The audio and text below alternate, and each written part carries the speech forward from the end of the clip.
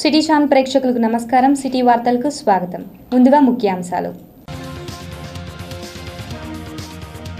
నర్సరావుపేటలో కోడెల ఆత్మీయ పాదయాత్ర.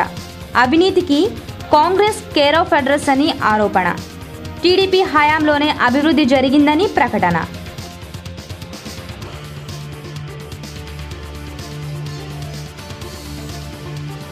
సమైక్యాంధ్ర కోసం కొనసాగుతున్న రిలే దీక్షలు, పోస్ట్ కార్డ్ ఉద్యమాలు.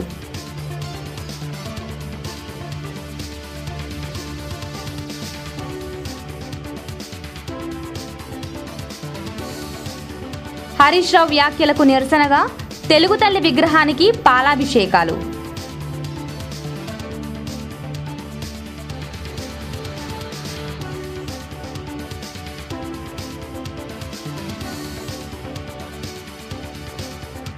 ఎల్వీఆర్ క్లబ్ పై పోలీసుల దాడులు, పేకముక్కలు, కాయిన్స్ స్వాధీనం.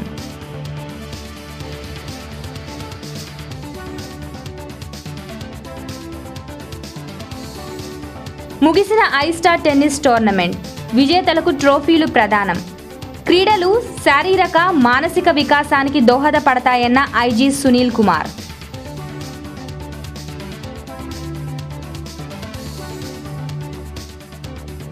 నిర్మల్ భారత్ అభియాన్ కార్యక్రమం పకడ్బందీగా చేపట్టండి. అధికారులను ఆదేశించిన కలెక్టర్ సురేష్ కుమార్.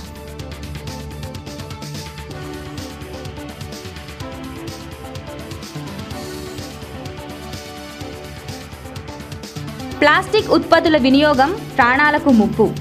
ప్రజలు అప్రమత్తంగా ఉండాలని కమిషనర్ సూచన.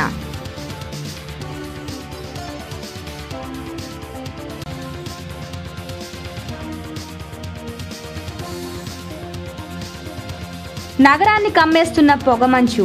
9 దాటినా వీడని మంచు. ఆస్వాదిస్తున్న నగరవాసులు.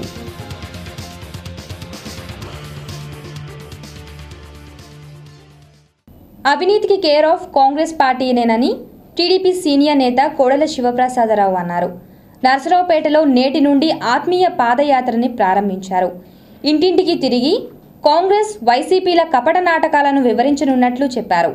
టీడీపీ హయాంలోనే రాష్ట్రం అన్ని విధాలా అభివృద్ధి చెందిందని తెలుగుదేశం పార్టీ అధికార ప్రతినిధి కోడెల అన్నారు. రాష్ట్రాన్ని ముక్కలు చేసేందుకు కాంగ్రెస్ పార్టీ కుట్ర పన్నితే వైఎస్ఆర్ కాంగ్రెస్ పార్టీ సమైక్య ముసుగులో విభజనకు సహకరిస్తుందని మండిపడ్డారు. నర్సరావుపేటలో గురువారం నుంచి ఆత్మీయ పాదయాత్రను కోడెల ప్రారంభించారు.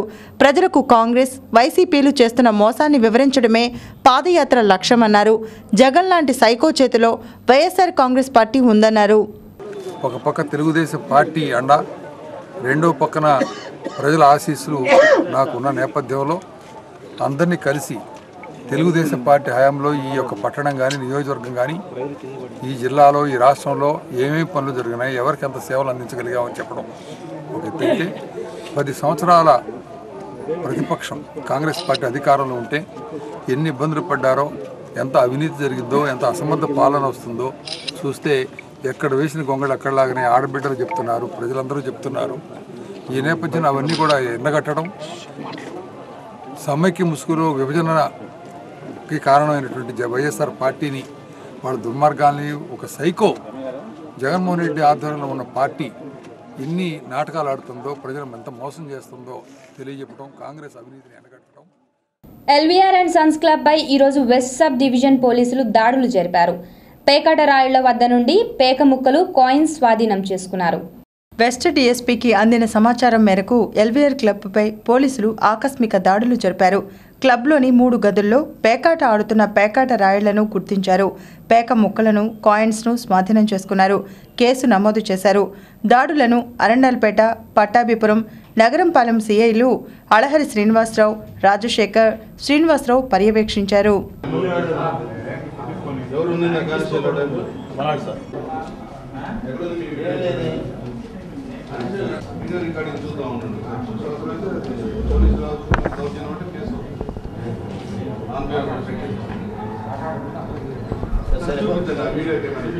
ఈరోజు